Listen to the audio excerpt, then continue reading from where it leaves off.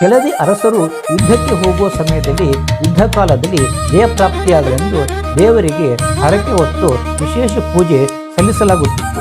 ಕೆಲವು ದೇವರುಗಳಿಗೆ ಹರಕೆ ರೂಪದಲ್ಲಿ ಪ್ರಾಣಿ ಬಲಿಯನ್ನು ನೀಡಲಾಗುತ್ತಿತ್ತು. ಅಂತಹ ದೇವಸ್ಥಾನಗಳಲ್ಲಿ ಕೌಲೇದುರ್ಗದ ಮಾರಿಕಾಂಬ ಹಾಗೂ ಟೆಂಕಬೈಲಿನ ಕುಮಾರರಾಮ ದೇವಸ್ಥಾನಗಳು ಪ್ರಮುಖವಾದವು. ಟೆಂಕಬೈಲಿನ ಕುಮಾರರಾಮ ಕಾರಣಿಕವಾದ ಧಾರ್ಮಿಕ ಶ್ರದ್ಧಾ ಕೇಂದ್ರ. ಜನರ ಅಭಿಷ್ಟಗಳನ್ನು ಪೂರೈಸುವ ಕುಮಾರರಾಮ ಕೆಳದಿ ಅರಸರ ಪ್ರೀತಿಪಾತ್ರ ದೇವನಾಗಿದ್ದ. ಕುಮಾರರಾಮ ದೇವ ಕುದುರೆ ಮೇಲೆ ಕುಳಿತು ಟೆಂಕಬೈಲಿನಲ್ಲಿ ಪ್ರತಿಷ್ಠಾಪಿತನಾದ ಎಂದು ಹೇಳಲಾಗುತ್ತದೆ. ಕುಮಾರರಾಮನಿಗೆ ಅಲ್ಲಿಯೇ ಗುಡಿ ಕಟ್ಟಿ ಪೂಜಿಸಲಾರಂಭಿಸಿದರು.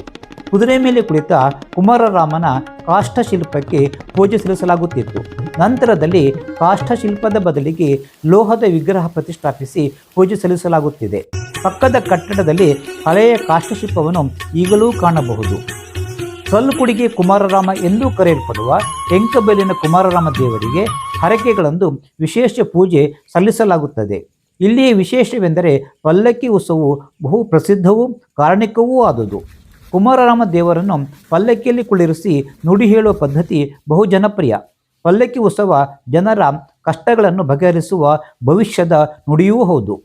ದೇವರು ಕುಳಿತ ಪಲ್ಲಕ್ಕಿ ಹಿಂದೆ ಮುಂದೆ ಹೋಗುವ ಮೂಲಕ ಹೇಳಿಕೆಗಳು ನಡೆಯುತ್ತವೆ.